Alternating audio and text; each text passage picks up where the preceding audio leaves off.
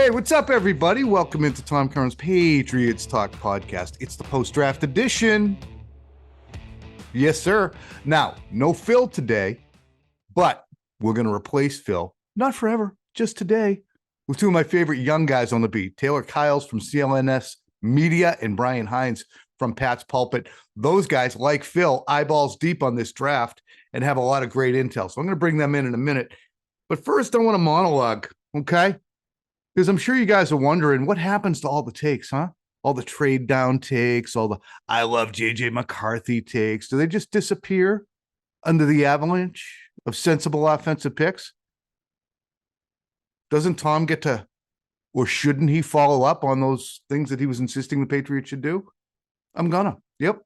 Drake Maye is a dice roll. I can love the arm strength, the build, the personality, the DNA, and the fact the Patriots did a nice job getting guys he can throw to and grow with. But JJ McCarthy is better now. And if Maye doesn't tidy up his footwork and his decision-making, JJ McCarthy will remain that way.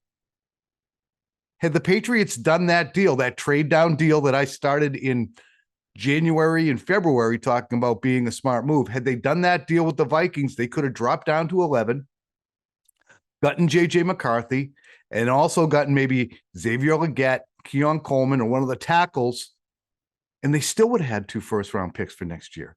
So that's my second guess. But as I said time and again, the Patriots could not lose in this draft, and they didn't. They got a really talented kid in Drake Maye that they can mold. He's not going to be Sam Darnold. He's not going to be Jake Locker. And even though he's got the most work to do of all the first-round quarterbacks, he was the safest pick the Patriots could have made. How's that work? Well, simple. Everybody's loved the Drake for 2 years. So when Elliott Wolf goes ahead and takes somebody that everybody loved and that the Vikings and Giants were coming up to get, if it doesn't work out, you can say, well, Drake didn't improve. I mean, that didn't work for Mac Jones and Bill Belichick, but hey, you can always give it a shot. Overall, though, I'm giving this draft a B+. The Patriots did not pretend that they didn't have to draft for need, as Elliott Wolf blurted out the week before the draft when he was talking about, hey, we have NFL players. And while they took that home run swing at 3, they followed that up with crisp singles and doubles, in my opinion. Oh, why not take A.D. Mitchell instead of Polk? Because Polk's dependable. He's a Jacoby Myers type. It's nice to bring one of those guys in for a young quarterback instead of sending them out. They needed a tackle. They took a tackle. They got Caden Wallace. Okay? Is he, Caden Wallace, what we would call a cornerstone? Maybe not. But he played 46 games in the Big Ten. The Patriots do think that they can flip him to left tackle. And he plays with, in the words of Lance Zierlein from NFL.com, does a great job. He plays with better fundamentals and technique than his highly regarded teammate who went 11th, Fashanu. They got Layden Robinson. Okay? They're going to put him in the pipeline with all the other interior linemen, throw it against the wall, see what sticks. They got a corner. They needed one of those. They got a quarterback for depth that we're going to have fun covering, Joe Milton. Bye-bye, Bailey. And they got a project tight end. So to sum it up, no hold my beer selections like a kicker in the 4th round. There was one minor trade down. It's just a whole lot of stick and pick that positions the team with an offense that became as unwatchable as the Patriots have that they needed to make. And after floundering, again, this is a whole story. You don't forget what just happened and focus on one thing. After floundering in free agency, the Patriots did the right thing in the draft. Okay? So, will Polk and Baker be contributors? We're going to bring Taylor in and Brian in to discuss that. It's going to be a little bit stacked at that position. You look at it based on resume, durability, production. Polk and Baker are safe bets. Okay? It's something that the Patriots did not get from 2019 on in pass catchers in the draft. You got Tyquan Thornton in 22. You got N'Keal Harry in 2019. You get the tight end double shot of Devin Asiasi and Dalton Keene in 2020. And less than a year later, those 2 third-round picks, Keene and Asiasi, are ostensibly being replaced already as the Patriots take Jonnu Smith and Hunter Henry in free agency. So you sent 2 third-round picks and a massive contract to Jonnu at the tight end position, and all you got for contributions are Hunter Henry so far. Like, that's why someone else is running the draft. You know what? Let's bring the fellas in here. Let's see whether or not they agree at all with the old head and all his takes. Bringing them in right now. All right, as advertised, here's my 2 favorites: Taylor Kyles, Brian Hines. I got other favorites too, but these are 2 fellas who, over the course of time, through being down there, I have learned to appreciate and rely on for their takes, because you don't just sit there, folks, and say, this is how it is. This is what I'm seeing. You have to say, are you seeing what I'm seeing? And these are 2 of the guys that I like to spend time doing that with. Hey, buddy. Hello? Always a pleasure. Listen, first off, react to that little monologue at the top. What do you agree with, disagree with? Because I'm not walking away from the takes that I had, that J.J. McCarthy further down was a better move and the Patriots could have made hay.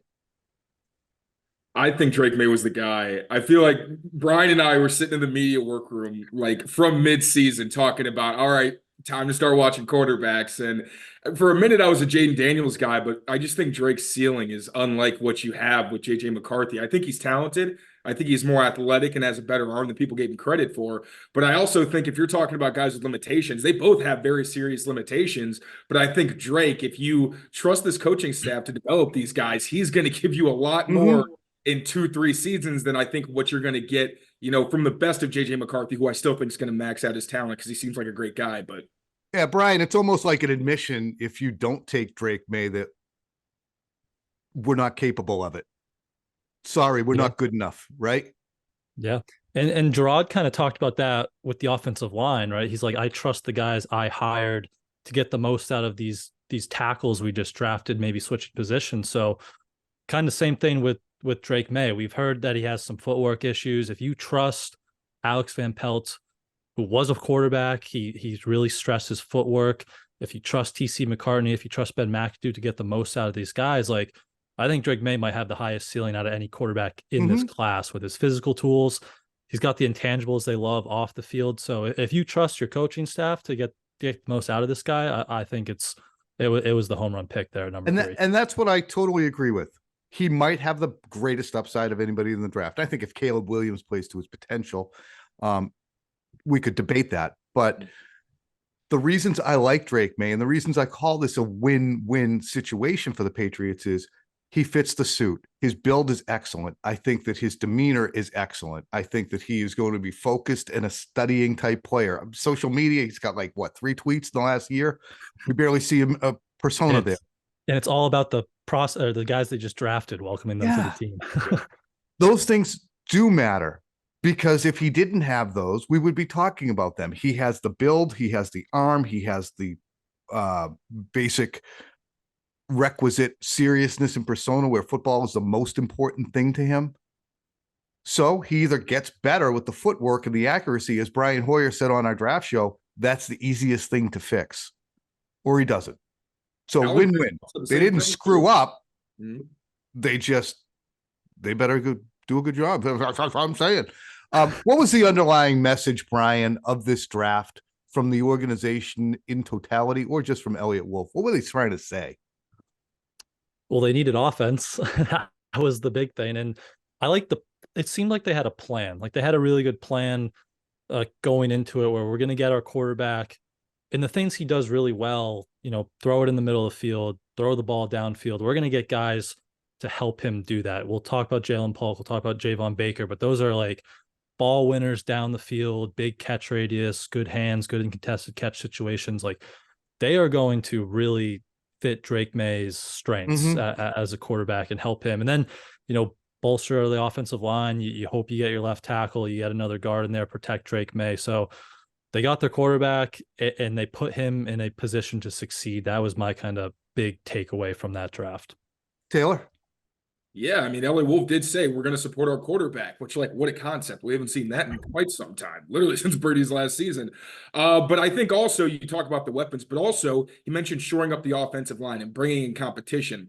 The right side of the offensive line and the center, I feel like we kind of know what that's going to be, especially if City So continues to develop. But the left side, you got some question marks. Chukwuso Okorafor playing on the left tackle side for the first time since college. So that's a bit of a projection, although he does have multiple starting seasons under his belt. And then Cole Strange. I've been one of his biggest supporters. I think I know.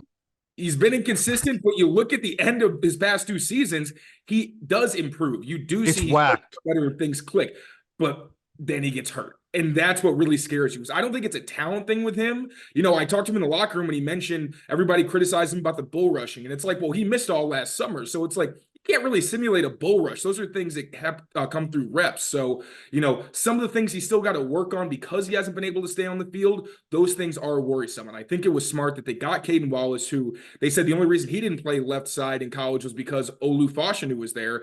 And then you get Layden Robinson to give you a little bit more depth at the left guard spot. You got Nick Leverett, you got Michael Jordan as your veteran guys, which they were lacking last season, but now you also got 2 young developmental talents that you can look forward to and get in the rotation. Yeah, and the Cole Strange situation is interesting because he was a reach pick. You had Sean McVay doubled over in laughter in LA. And I'm not laughing at Bill. It just shows what we don't know. But the upshot of it is he was kind of a reach. And since he's been here, they were, as you guys can agree, the Patriots in 2022 were trying to install a different kind of offense, which was going to feature wide zone, which is going to feature more athletic guys who had to get out and pull and be more nimble. And Cole Strange fit that. But the Patriots have returned to being a gap running team, which means you need rototillers and guys who can root defenders out in the defensive line. And it's not as great a match. And I think there's still going to be a ground based to a larger extent than most in the league offense. I think that's still a strength of theirs. So Cole's not a great fit. It's paying for the sins of 2022 a little bit. And he's not a bad player and he's not untalented, but it looks like, we'll get to writing on the wall guys later, but it looks like that might be part of it. What's your feeling, Taylor, on sitting Drake Maye? I don't want predictions. I don't want, this has to happen. Do you leave it? Or if they show competency, do you put them in? And that's the weird thing. If you show competency and now all of a sudden you're 3-1 and you're like, well, let's see Drake Maye. No, you're gonna be like, no, we want to win games. We're gonna keep Jacoby in there. I think the only way that he doesn't start the season is if the accuracy really is still wildly inconsistent. That's the one part of his game where other things you learn, like reading defenses, processing, all that stuff, that comes with experience on the field. But you do want the footwork to at least be consistent. It doesn't have to be perfect. He doesn't have to be Aaron Rodgers or, Jacoby Brissett. He needs to be Drake Maye, but down to down. So I think that he can start his rookie year. I think we're kind of looking at a similar Mac Jones Cam situation a little bit where, hey, if he has a day where he's just on fire and he really does get the hot hand and doesn't let it go, then they say, okay, let's roll with this guy. Because I think he has the mental toughness. We saw it at NC State. He can deal with a bad supporting cast. I'll tell you what, Brian, Cam was not bad during the 2021 camp. He didn't suck. But Mac was that friggin' good, right? I mean, he came out, the ball was out of his hand when his back foot hit the ground. There was no indecision, and he was out there every day. And Cam had COVID or whatever confusion that was. So what do you think the right thing to do is? And do you see a parallel? I think Jacoby Brissett's a better quarterback than Cam at this juncture, even though he'll never be at Cam at his high. But do you think, Brian, that this is similar to that situation at all? Or should the Patriots be overprotective helicopter parents with our guy Drake? I think it is kind of similar with, Mac, as you said, like he was the better quarterback out there. And it wasn't a fault to Cam. And I think, Jacoby can still be a good quarterback. But when we get out on the field, I think Drake Maye's talent is going to be pretty apparent. Like he is going to be the best quarterback in that room and on that field, I believe. And I don't know if they're looking at that, how they can say, we're going to go away from that. And what does that say to the locker room? What does that say to the defense if they're actively sitting their best quarterback on the practice field? Now, maybe they could sell it if they have a week 5 bye and we're going to sit this guy down for a week and then we'll give him the bye. But I think he's going to be the best player out there and might kind of force their hand. And I think he can handle it. You hope he, gets consistent, but the competitive toughness he showed at Carolina, he's a smart guy. Like he was 21-year-old in his second year, and they let him call checks and protections at the line of scrimmage. So I think he can kind of take the live bullets in live action from the get-go there. Follow that up quick. We take a guy like Tua. He almost was ruined. Yeah. Because he got plunked down because people wanted to see the quarterback. That was 19, correct? Was that I believe 20? so. 19. Yeah. Yeah, they were the worst team in football. The Patriots blasted them down there when they still had Antonio Brown. And Josh Rosen was on the field at the end of that game. I was a Josh Rosen guy. I liked his arm. But you don't want to Tua him. You don't want to be bad, then put him in, and then have to take him out again, which is what happened in Miami with Tua and nearly broke the little fella. So that to me is going to be something that we will monitor incessantly. Yep. Through the mini camps into training camp. What's the gestation period? Remember those turkeys that had the little thing when it was warm enough inside, the little thing popped? Yeah. Yeah. I wonder if oven stuff or roaster or whatever. All right, listen. Taylor, you first. Why are Ja'Lynn Polk, and Javon Baker the right calls at wide receiver? I think they're ball winners. Watching Drake Maye's film in college, one of the most irritating things was how often he would make a catchable throw, like deep downfield. And his guys, either because they didn't have the size or really the ball skills, didn't come down with him. A ton of drops or just missed opportunities on the tape. Ja'Lynn Polk, I looked at it, caught every deep catchable target he had in Washington last season. Javon Baker, he wasn't perfect on those targets, but I think he was one of 7 guys in the entire country, wide receivers, who had 15 or more deep catches. And among that group, he had 75% contested catch rate, which was the highest in that group. So these are 2 guys who are very talented in the ways that Drake Maye is going to thrive. And he mentioned when he came on the visit, he was watching tape of Aaron Rodgers in that outside zone play action scheme that they were running in Green Bay. Well, I looked at the tape and compared them. Drake Maye and Aaron Rodgers were taking the tops off defenses in very similar ways, which I think we'll also be able to see from Javon Baker and Ja'Lynn Polk. So, I think they had interest in Troy Franklin, which is a guy who's just a straight burner. Xavier Legette's kind of similar. I think he's more explosive, but another guy who's just a ball winner. So these guys don't bring elite speed or anything like that. Like they're no Tyquan Thornton necessarily, but kind of correcting that Thornton mistake. They are guys who have size, who can win at the catch point, because in the NFL, you're not blowing by guys all the time. I wonder too, Brian, if we're going to see a Tyquan Thornton revival. I mean, you can't just give up on it. You might. And there was a time in 2022. Yep. In training camp, I'm like, holy crap, this guy's pretty good. And then he got hurt. And then he got hurt this past year. But he is not just simply a burner. We watch him throttle up, throttle down, set up routes. Now, he had a horrendous year last year. Nobody out there listening to this is saying he's about to bust out. But I don't think all the sand is not out of his hourglass. It's close. What do you think of first Polk and Baker? What do you like about them? Why are they the right calls? Yeah, well, Taylor kind of hit that. They complement Drake Maye really well. And that's the big thing. But I also think they complement each other really well as players too. Like Baker's kind of the X receiver you've been looking for, a big body, while Polk's more your Z. It kind of reminds you of what they were looking for maybe in Devontae Parker and Juju Smith-Schuster. You just hope their ceilings are higher and the production is higher as well, obviously. So they can play off each other well. They'll be good for Drake Maye, and they're versatile guys. They're not going to be pigeonholed into that role. Like you can move Javon Baker inside if you want. Ja'Lynn Polk can bump outside and play the boundary at times too. So I think that's kind of the big thing. They'll work together well, and they'll work with Drake Maye really well. Speaking of work, why won't they work? Hypothetically, why will they not work? Well, I think with Javon Baker, it's the inconsistencies, and that's why he slipped to the 4th round. This is a guy who's immensely talented. Like his highs are very high, where he's catching errant passes, and you can tell he's not even thinking about it. It's just like a reflex. And then he's got, also the explosiveness either downfield or underneath. But he doesn't always keep his feet in bounds. He drops, Steve Smith said he makes the hard catches look easy and the easy catches look tough.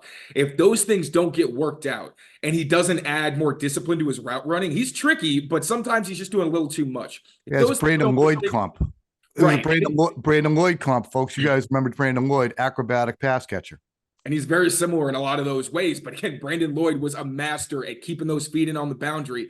Baker shows flashes of that, but it's not consistent. And with Polk, the biggest thing is I think his route running. I kind of compared him to Jacoby Myers. He's not as nuanced a route runner, but he's got a little bit more juice to win over the top more consistently and without as much schemed help. So if these guys really don't improve, especially both the overlying thing is route running, Polk is more consistent at the catch point. That's where Baker needs to be better. But I think it's kind of like what Gerard Mayo said with May. It's like worst case scenario, if we don't do our jobs, then yeah, these guys may not succeed. But that's why you bring in Tyquan Underwood, kind of same with Tyquan Thornton, where you're hoping that a boost in the coaching capabilities will also help elevate the receivers and allow them to reach their potential. B? Yeah, Baker is the inconsistencies and the drops. I think he had like 15 drops throughout his collegiate career. I Like 10, thought it was last year. 10. Well, last year it was like a 10% drop rate. So he's got some inconsistent hands at times. Polk, I have a really hard time seeing not work out, but Right. maybe just the ceiling isn't like, I don't think he's going to max out as, your bona fide number one No. receiver. I think he's more of like a really good, like he could probably be an elite number 2, maybe like a really good number 3. It's just Bobby Woods. yeah, one of those guys. So Right? I have a hard Robert time Woods? seeing Polk. Oh, Robert Woods. Yeah. Yeah. Like that's a good technician, consistent. See, my thing is he doesn't separate very. He might separate because of route running, but after he makes the catch, most of his after the catch stuff is not because of suddenness. And it's ironic too, as we talk about these guys and project what they might be. What were we saying about Kayshon Boutte last year? And what did he show us in camp? So those are the things that I'm reticent about pointing out, reticent about putting too much stock in. So I mentioned Kayshon Boutte is kind of like a cautionary tale. Everybody looks unbelievable. We're watching their highlights. They could have a good camp and then nothing. And I don't think it was all Kayshon Boutte here. I think it was some coaching staff. I mean, I don't know why he was left in mothballs and left to rot. So with Boutte, I think one thing, like you mentioned, the coaching staff kind of hurt him. They kept trying to make him an X, like a Devontae Parker type. And I think we knew going in, that's not really what he was. He was more kind of Z, line him up off the line of scrimmage and have him work more in the middle of the field than the boundary. Yep. And you saw at the first game, they throw him all these routes to the sideline. He can't keep his feet in bounds because he was still getting used to that part of his game. And we saw in camp, there were a ton of flashes. He was clearly talented. The consistency was what we wanted to see more of, got more of it towards the end of camp. But like you said, they put him on mothballs, and I don't know if it was a confidence thing or, paired with the fact they weren't really using him very well. Yeah, I think at some point it is a cautionary tale. Use your guys the way they should be used. And as Ellie Wolf said, they want to get the young guys more involved versus last season, especially with receivers in New England, where unless your name is Pop Douglas, you're probably not going to be seeing the field very often as a young pup. So, hopefully they make a stride in that department and actually get these guys involved so they can build some rapport, especially if you're going to have a young quarterback in there already. Big. I mean, are Tyquan Thornton and Kayshon Boutte has the off-field issue that he's dealing with as well. But are they toast? Because I mean, it sucks to see two guys. I mean, they're not untalented players, but they're going to go down with the ship. Like at some point, it seems. Yeah, I mean, they got 11 receivers in their room right now, and you're not letting go of Baker and Polk. Pop Douglas is going to be here. Kendrick Bourne's going to be here. They brought in KJ Osborne. Now that's a 1-year deal. So, maybe if one of these younger guys kind of, stands out during camp, maybe you cut that deal loose, but it's an uphill battle for them, and they got to have a really good camp, a really good preseason, and prove to be on this team, because Tyquan Thornton's got no guaranteed money left on his deal. Kayshon Boutte was obviously a 6th-round pick. So it's not going to be much to get out of these guys, and they got a lot of competition ahead of them. All right. Any whiteout second guesses that you would have done differently, Brian? You're sitting there in the draft room and you're like, hey, we should get this guy instead of Polk or Baker. My only thing, and again, I like the 2 players they got, but should they have been more aggressive? Because it seemed like they wanted to trade up for Xavier Legette at the end of the first round. And then there was a run on, 5 or 6 wide receivers, and they moved back and they get the 6th wide receiver. So should they have been a little more aggressive there to go get the guy? And then it seems, this is my kind of belief, my guess, it seemed like in the 4th round, they were interested in Troy Franklin there, and then they got jumped by Denver, and Denver picked Troy Franklin, and then they end up picking Javon Baker, 10 picks later. So again, I like Polk, I like Baker, but should they have been a little more aggressive maybe to go get their guys? That's probably my main second guess, and we're going to compare these guys to those players now throughout the next 4 or 5 years on their rookie contracts, whether that's fair or not. But that's probably the main second guess at that spot. Hey, I always struggle with these because we don't know how their board looked, where guys were ranked. We don't know whether they were aggressive, like they were trying to. yeah, but you invested the time. You can say what you would have done. Of course, but just with the Bills, like I also could possibly see Buffalo being like, we're not trading with you. We're not giving you an Xavier Legette. Legette was my guy. If they had gotten him and Javon Baker, you would not have heard the end of it from me. Like I was at the front of that hype train for a while. So my biggest regret would be not getting Legette because I thought he was one of the few guys outside of that top tier who gave you both the explosiveness, the size, and that ball skills ability where he can go up and win at the catch point. Like Ja'Lynn Polk, but, both stiff route runners, but I think Legette is legit with the ball in his hands. You can give him some scheme touches and he can be dangerous and he can win downfield a little bit better than Polk can. So that's really the only thing that I was worried about. I think they may have kind of benefited from the Broncos jumping them and getting Troy Franklin because I think he's better than Taekwon, I think, better after the catch, got a little bit more wiggle, but there are also similar issues where they have a drop problem. They're not good in contested catch situations. They are skinny, and that frame and the injury stuff does worry you, even when we're talking about buff Taekwon. We're still going to see if he's put on enough body mass to actually survive some of these hits. So, yeah, I really only have an issue with not getting Legette, but I was also really happy with Polk. Imagine had they gone ahead and gotten J.J. McCarthy, Xavier Legette, and then use the 2025 first-round pick to move back up and get Tyler Guyton.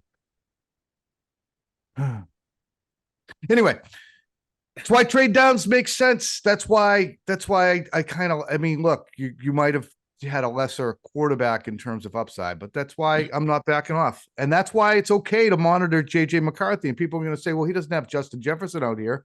No, he does not. But I'm still going to do it. All right. We're moving on to draft quickfire. Real quick, 1-sentence answers on all of these. Favorite pick, Brian? Drake Maye. He's been my favorite quarterback since this time last year. So easiest pick of the draft, best pick of the draft. T. I'm going Javon Baker. Excellent value. I think he's got high-end wide receiver 2, low-end wide receiver 1 upside, which is what they needed at that X spot. Biggest risk? Brian. Caden Wallace, just how's the transition to left tackle going to look? Hey. I got to go with the same one. I really like all the other picks, but you're talking about a guy who's going to transition to one of the toughest positions in football. And whether you think he could have done it in college or not, that is still a bit of a gamble that you're taking there, as talented as he is. Biggest second guess? Taylor, start with you. Biggest second guess. Maybe Ja'Lynn Polk, because again, could they have been more aggressive and gotten Xavier Legette, who gives you some more explosiveness? Maybe. As much as I like the player, I also would have liked somebody with a little bit more juice. That's really it for me. B. I'm going to say not being more aggressive. Mentioned maybe trading up for a receiver, but it also seemed like they missed the run on the pure left tackles. So maybe trading up and getting one of those, not missing that run as well. Position they should have grabbed. Taylor. I'd say running back, maybe, because you got Ramondre Stevenson, extension candidate, I think, but he is on the last year of his deal. Antonio Gibson's the only guy who's supposed to be around long term. So we'll see if Deshaun Fenwick can make a name for himself in camp and stick around. But, maybe would have liked somebody with a bit more upside at that spot. You miss Zeke Elliott. This is an aside within the quickfire. You got the guy who led the team in both receiving and rushing yards. And I know it was an ass team and somebody had to do it.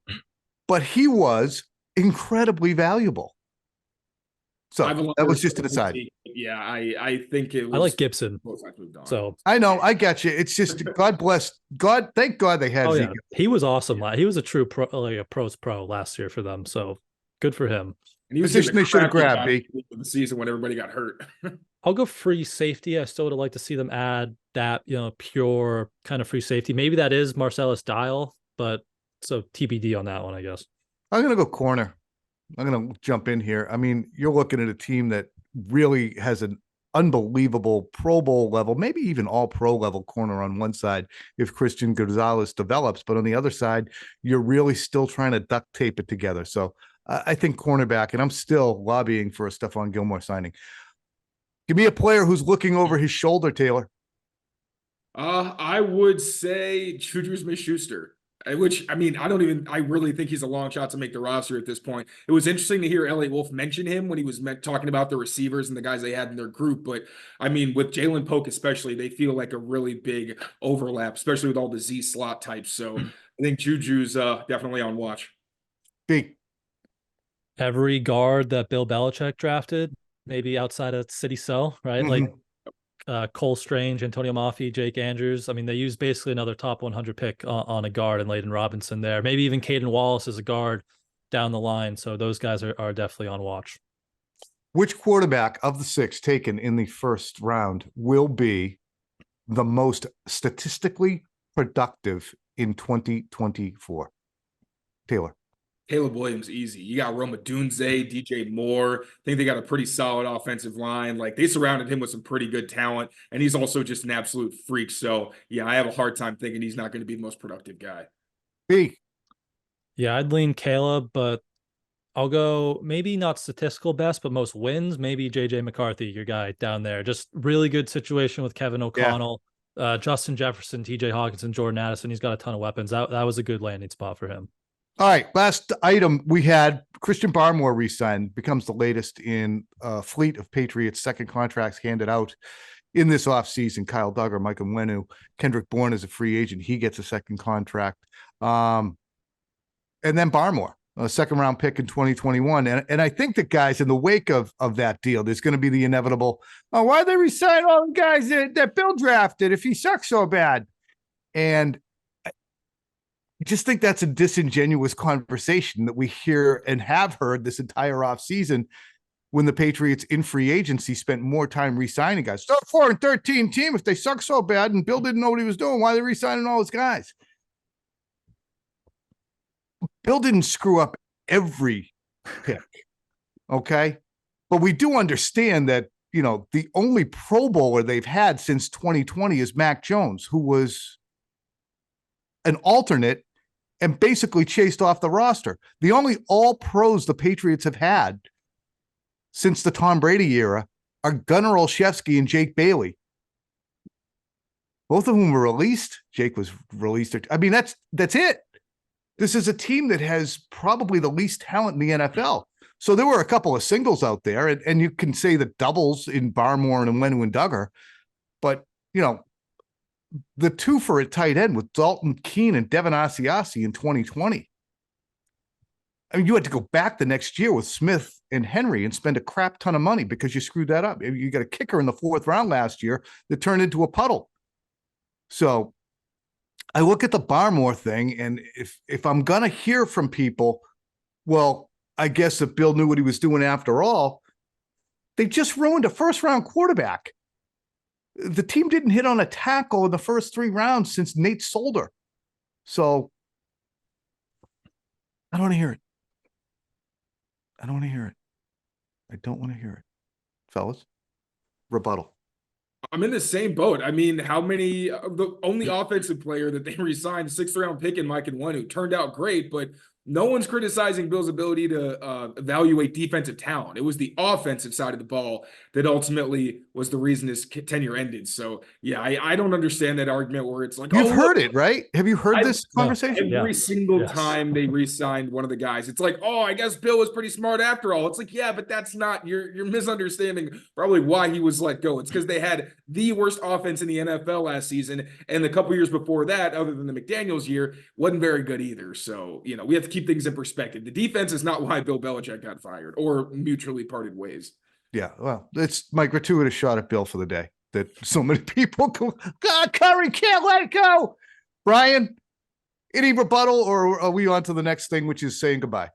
I agree. If he built an offense as well as he built the defense the last few years, he'd still be here probably. So, and that's the thing. It's like, I'm the idiot out here who was saying, yeah, 10 or 11 wins, because I believed that what they were doing last year in bringing Bill O'Brien back was going to work. See, I still believed that Bill could figure out, okay, Juju instead of Jacoby, you must know what you're talking about. Okay, he's at 3.7 yards after catch and Jacoby's at 3.1. All right, well, maybe. Nothing worked. It was too far gone. So blame me for believing the guy would be that there was still magic beans left in the hat. There weren't. All right, boys. Have a great Tuesday. This was great. Can we do it again? Absolutely. Please All right. think.